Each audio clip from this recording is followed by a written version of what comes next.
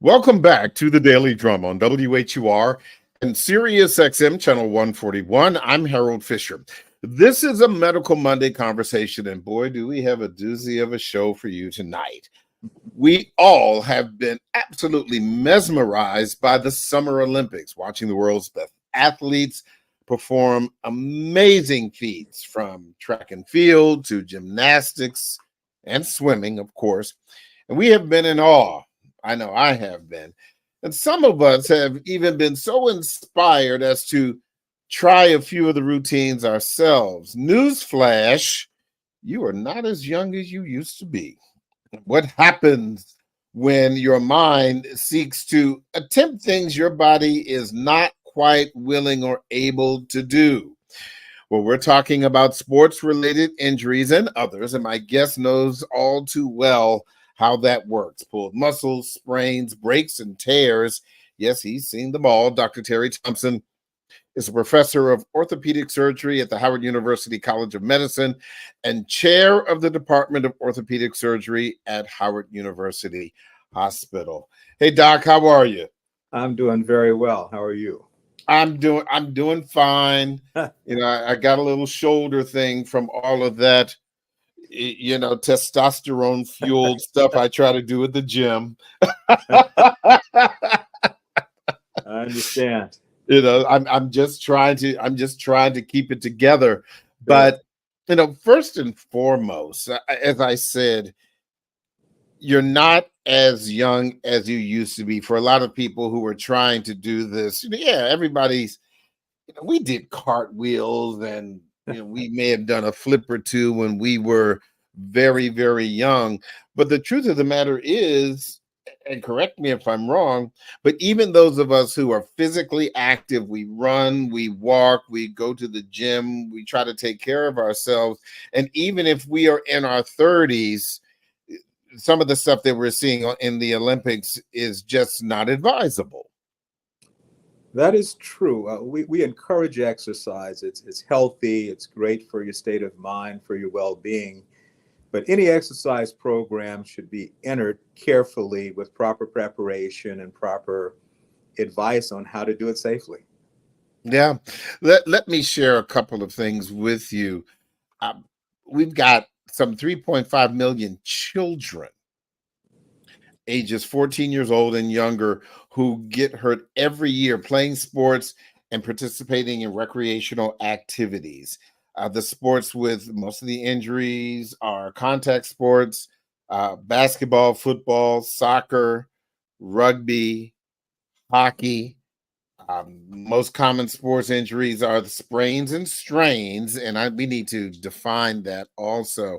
But of course, some of the worst ones are the kinds of things that we often see in professional sports, like torn ACLs, herniated discs, dislocated joints, fractures, and the like. In your practice, what is the most common sports injury that you have encountered? And who are the people who you see? Who are they? Are they girls? Are they boys? Are they teens? Are they older people? Just related to sports injuries. That's a great question. We see sports injuries at all levels, from amateur to collegiate athletes to professional athletes. So it can happen at any level. Sprains and strains, as you mentioned, are the more common injuries. And just to define, a sprain is an injury of some degree to a ligament, those tissues that connect bones. Strains occur to muscles, where we commonly call muscle pulls. Both occur frequently. I would say that ankle sprains are extremely common. Injuries around the knee of varying severity are very common.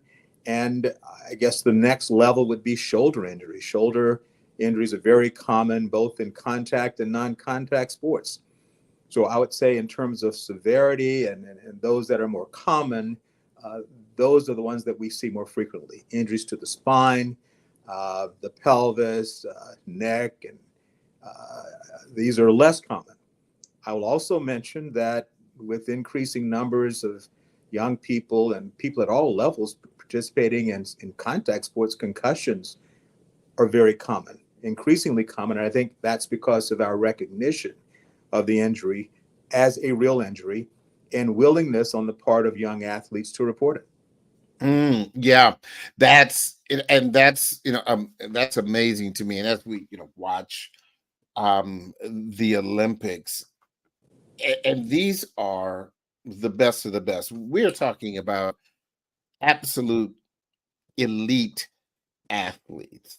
And so let me ask you this. I'm sure even if you didn't see it, you were probably familiar with what happened with Simone Biles last week, where she had a vault, she landed, and there was a left calf muscle. Let me see if I can get my medical degree that I just got from you correct. She had a left calf strain. It was muscular. So when you saw that, what did you think? Because she started limping, then she kind of crawled off, and she was limping around, and the team Simone folks, the millions across this country were thinking, oh, she's done, and yet she came back. What did you see? Well, when I saw it, I was concerned as well. An athlete at that level of skill, who jumps and lands, that type of injury could have interfered with her ability to continue. Fortunately, it does not appear to have been a serious injury. I don't think that there was a tear. So she was able to get immediate and intensive treatment, and she was able to come back and compete, fortunately. But for that, in that sport, that is a common injury. Wow. And explain to me, as it relates to orthopedic injuries or the things that you would see, do you deal with muscular, or do you only deal with connectivity with bone? And I guess what I'm asking is, what is it that you would not treat? Well, we in orthopedic surgery, we treat all bone and joint injuries, muscle injuries as well. So muscle injuries are common.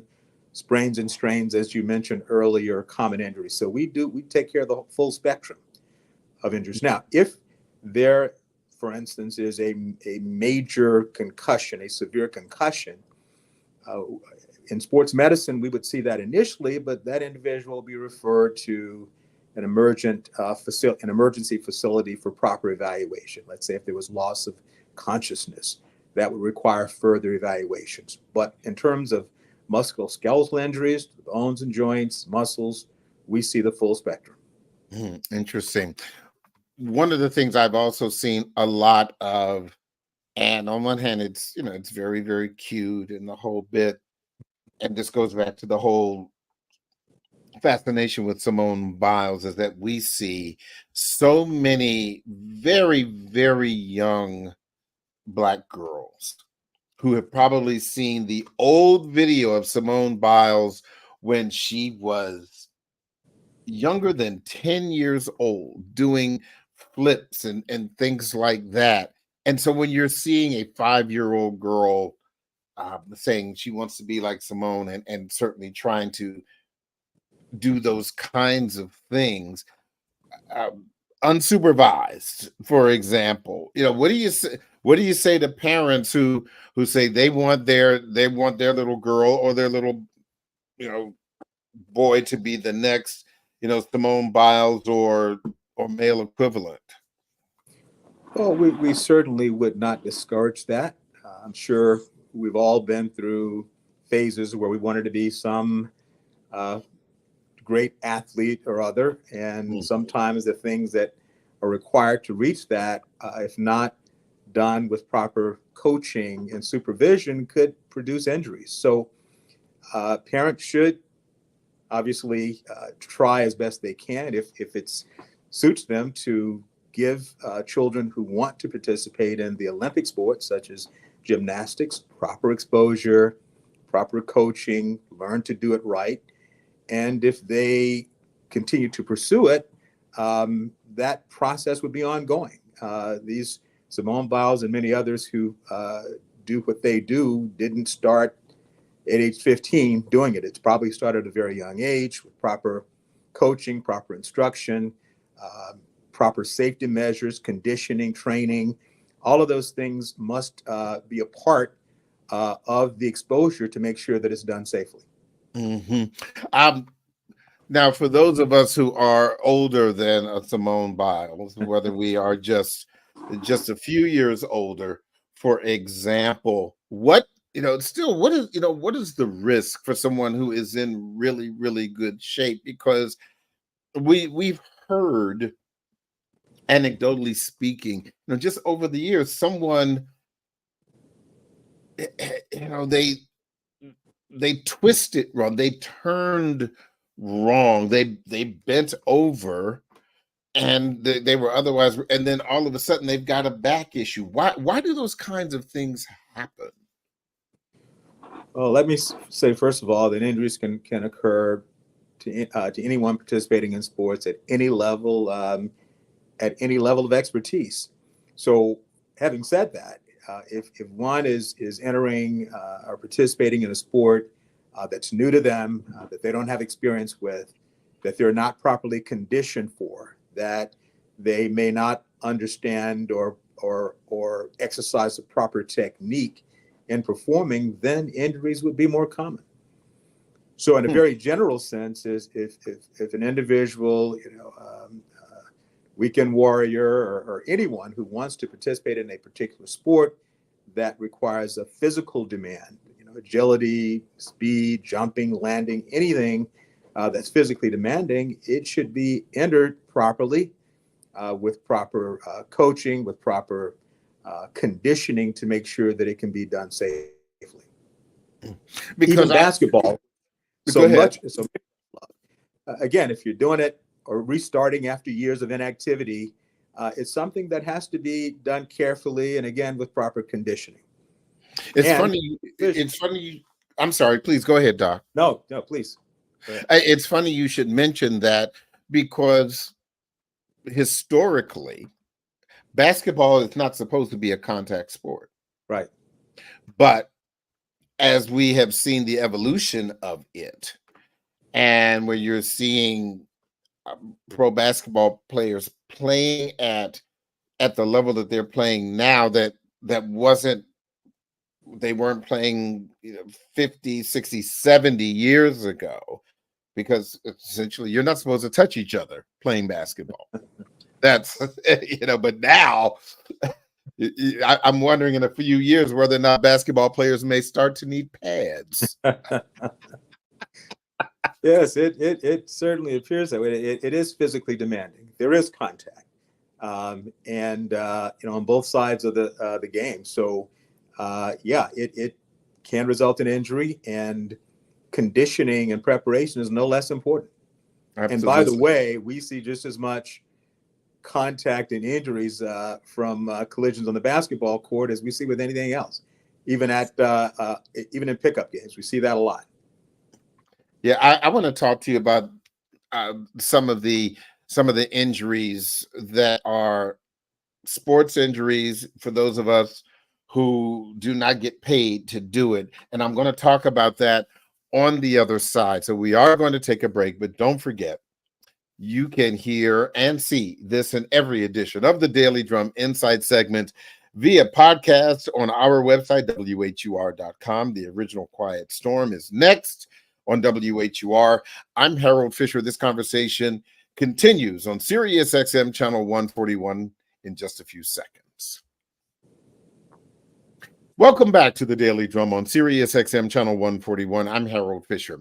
We continue our Medical Monday conversation as we talk about sports-related injuries. My guest is Dr. Terry Thompson, a professor of orthopedic surgery at the Howard University College of Medicine and chair of the Department of Orthopedic Surgery at Howard University Hospital. Before the break, I was saying, Dr. Thompson, that I wanted to kind of break down some of the injuries that we have seen sometimes in real time with professional sports athletes, and sometimes in real time with our family, friends, and even ourselves. So I'm going to take a personal point of privilege and and and get some free medical advice.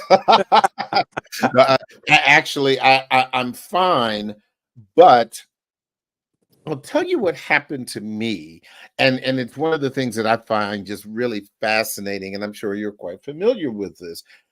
I my sneezes are pretty intense. Okay, when I let go because of allergies or otherwise, I'm not the chew kind of person.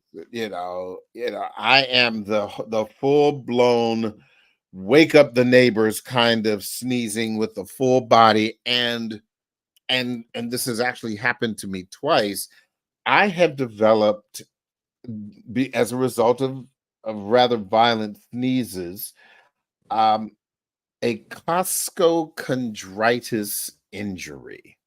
This has nothing to do with the store Costco. Okay, it is one word, costochondritis. So I'll tell me what that is for our listeners' benefits, and a little later I'll say, because I felt this pain in my back, and it also happened in my chest area. Mhm, mhm. Well, costochondritis, we generally think of the ribs as bone, but there is a portion of the ribs where it meets either the sternum or the chest plate or the spine, where it's cartilage, which is softer and more fragile than bone. And uh, injuries can occur there. We see this frequently, well, more frequently in football or in contact sports, but anyone can get it. And it doesn't always require a tremendous amount of force, as you described. Even with explosive sneezing or straining, you can get that type of injury. It can be very painful. Mm. Sometimes it's confused with a heart problem, which requires further investigation. But costochondritis does occur, and it can be very painful, and it can take weeks to resolve. Mhm. How is it treated? Generally symptomatically with ice initially, and then maybe heat that can be soothing, rest from an activity if that's what causes it, and even anti-inflammatory medications just to calm or decrease the pain. One It's of not a surgical problem or anything that requires invasive treatment. one of the things I discovered the hard way the very first time it happened to me is getting massage is not the thing to do. You know, Yes. I went, and when it happened to me years ago, I went to my my massage therapist, and she's somebody who has one of those mobile massage businesses where they come in and bring the state certified, the whole bit, and has been doing wonderful work. But when I had the service afterwards, I felt as if I had been in a fight, because that intense pressure made it even worse.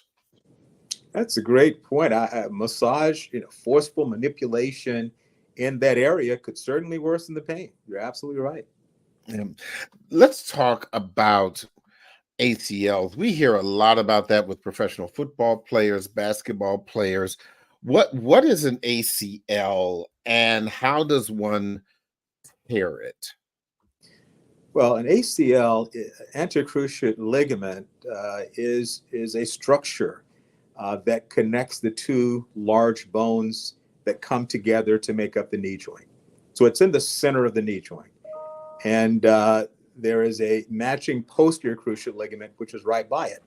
The ACL or anterocruciate ligament is injured far more commonly than the PCL. The ACL is injured very frequently with non-contact injuries, twisting, deceleration, sudden stopping, or turning, change of direction can cause an injury to the ACL. And most people who get it will recall a pop in the knee. And immediate pain, rarely, most individuals are unable to continue whatever they're doing. And in a couple of hours, there's generally quite a bit of swelling. So this is a disabling injury. The problem with an ACL tear is that it leaves the knee unstable. And if the knee is unstable, it will tend to give way with pivoting or twisting or turning or deceleration activities, such as what we do commonly in basketball, football, and virtually any other sport that requires running, jumping, or landing. And without surgery, that problem would persist and prevent them in many instances from being able to continue to participate safely or effectively. So an ACL surgery in a young athlete generally requires surgery to reconstruct or replace the ligament. So, based on what you're sharing with me right now, and it would sound to me, the layman, that if you have a torn ACL, that could be a career-ending injury. Well, without surgery, it could be, but the surgical management or treatment of ACL injuries has advanced tremendously over the course of my career, such that most people, even athletes, high-level athletes who have the injury and who go on to have successful surgery can return. But how long are we talking? How long would it take to return? Usually for an ACL injury in a competitive athlete, it would take a minimum of about 9 months to get back to the point where one can participate at a high level. Sometimes shorter, sometimes longer, but I would say on average around 9 months. Now, for those of us, as I said, who do not get paid to run up and down a field or something like that, and for those of us who may not be in our 20s, what if you're in your 40s or 50s and something like that happens, even with the best of care for a torn ACL, what is the prognosis for recovery, and what does that recovery and therapy? I'm assuming there's therapy involved. What does it look like? Well, the surgery is similar, regardless of age. The recovery is lengthy, and it would involve lots of physical therapy, and one would not be able to participate at a high level in sports for at least 6 months, even longer. So the recovery is similar. Now, even weekend warriors, non-competitive athletes can get back to their sport and do so with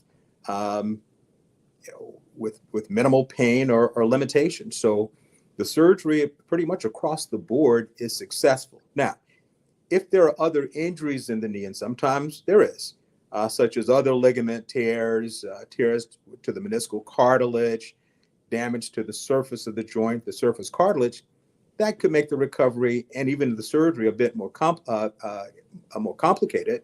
And if one has associated injuries, it may not always be possible to return to the same level in the sport. But an ACL alone, with an otherwise normal knee, carries a good prognosis for returning to sports.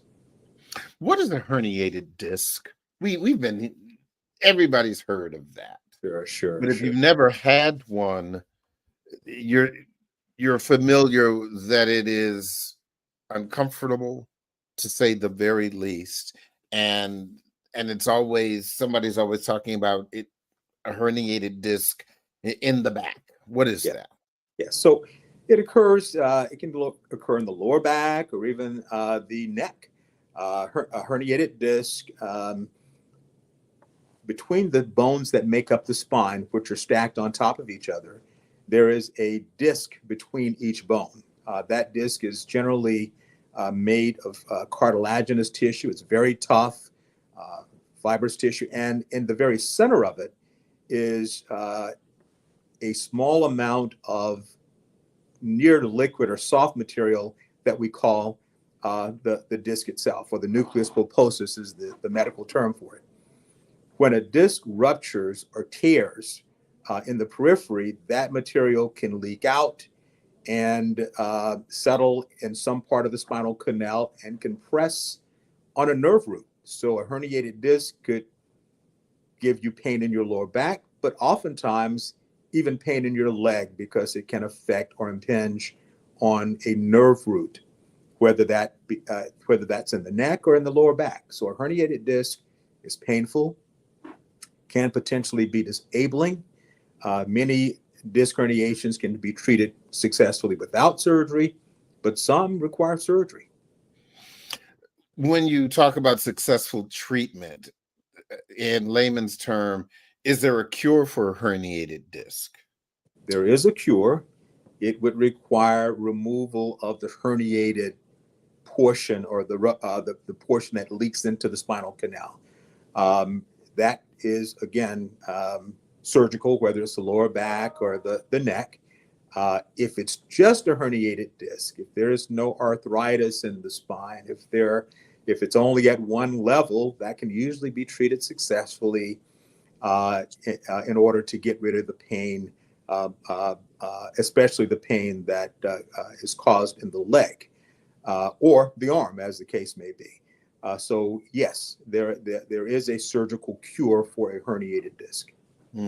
So let's move on to some of the other injuries. One that we hear a lot about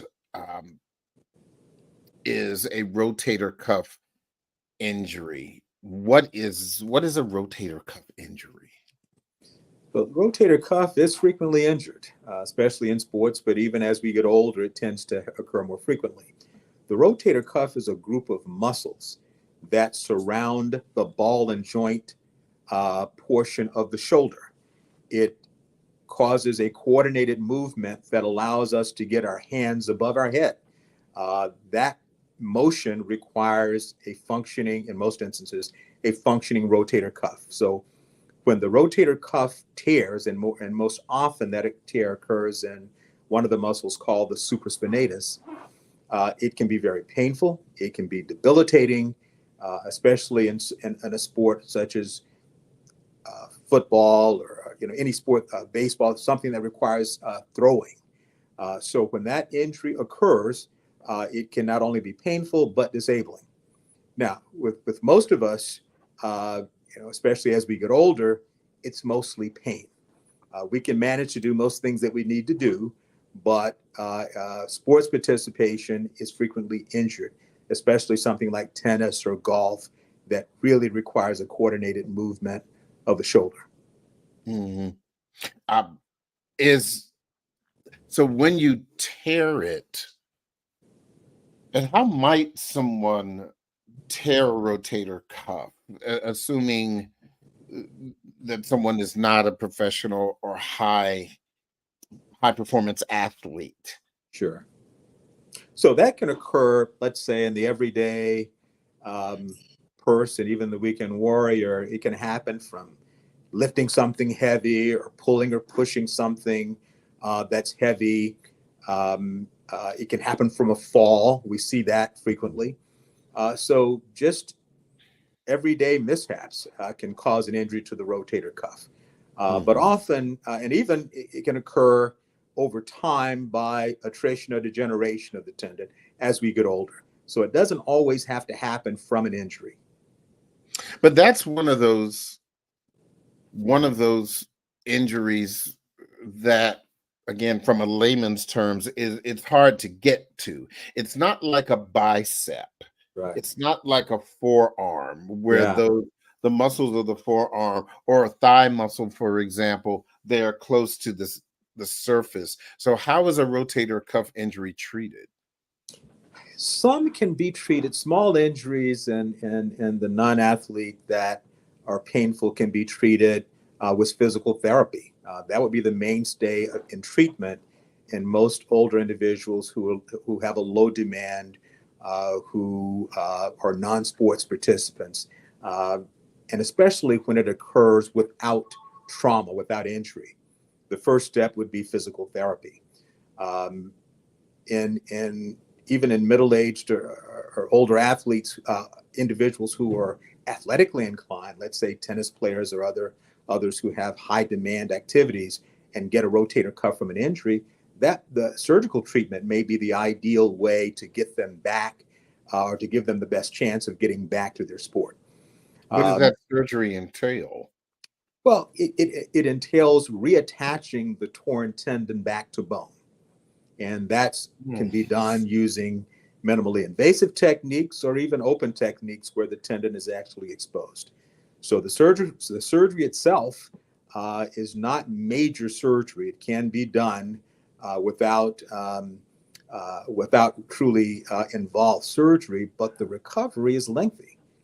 So even in the best of circumstances, after a rotator cuff repair, you're looking at 6 or 9 months before you're going to get the maximum improvement from the operation. So it's a long recovery. Sticking with the shoulder, and again, this goes back to something that I've experienced.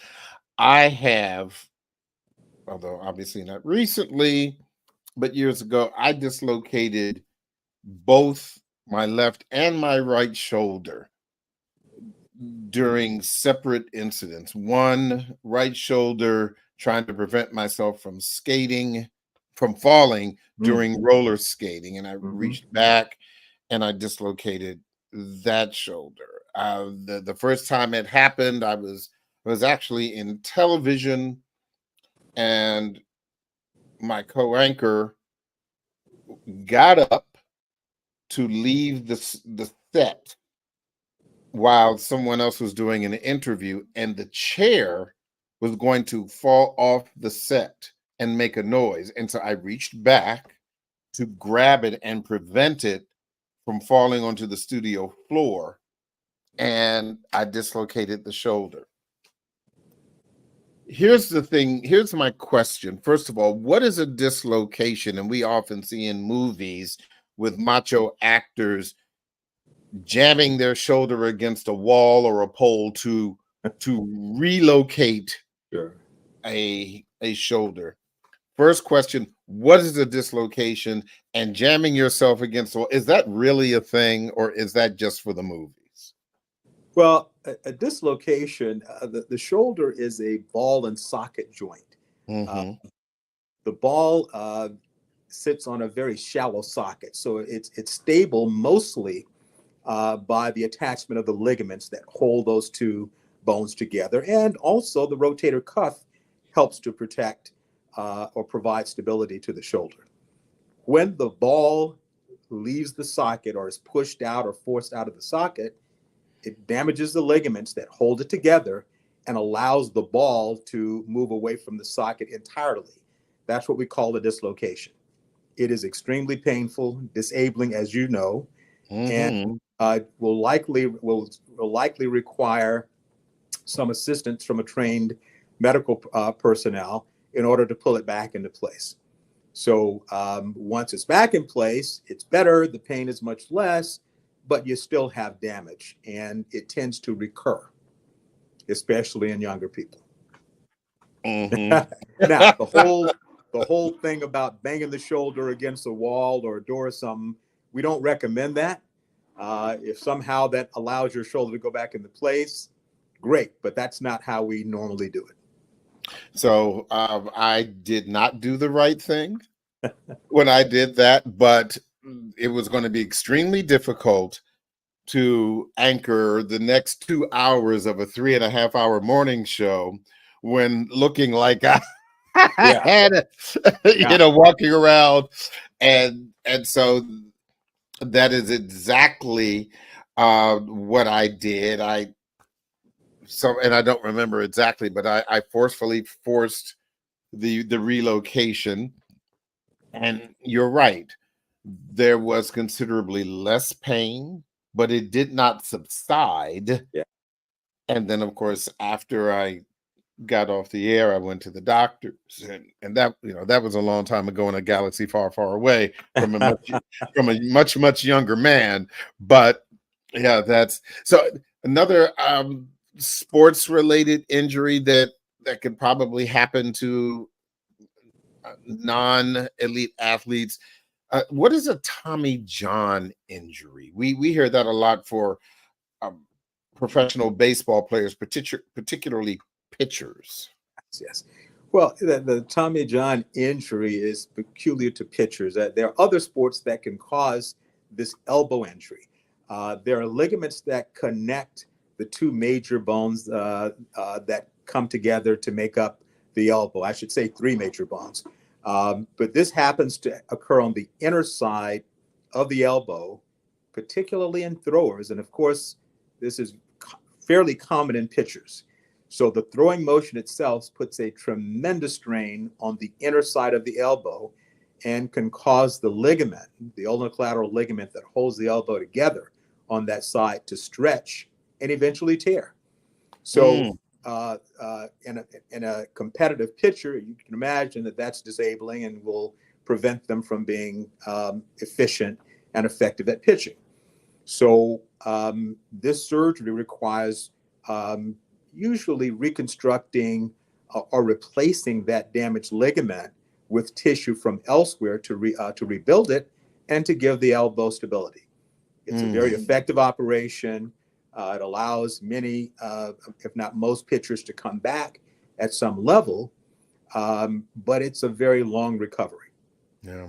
So is that similar to tennis elbow? Different in that tennis elbow is on the other side of the elbow.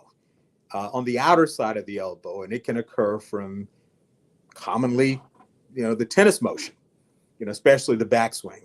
So that usually does not require surgery, except in a very small percentage of cases.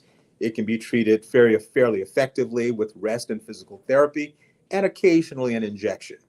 The Tommy John injury, however, is much different, tends to be much more debilitating, and often requires surgery to get better.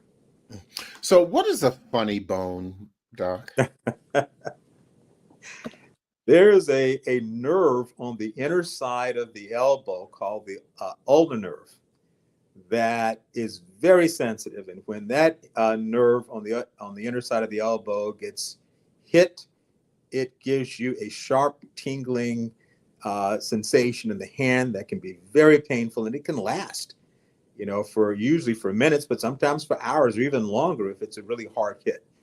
So that's what we generally refer to as the funny bone. Wow.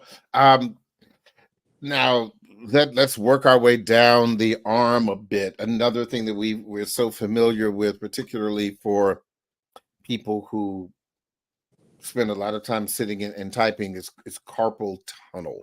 What is carpal tunnel, and how is it treated? So the carpal tunnel is a small area in the wrist through which a very important nerve travels. It's called the median nerve, and that gives feeling in the hand, in the fingers, and also power and strength in some of in a certain part of the hand.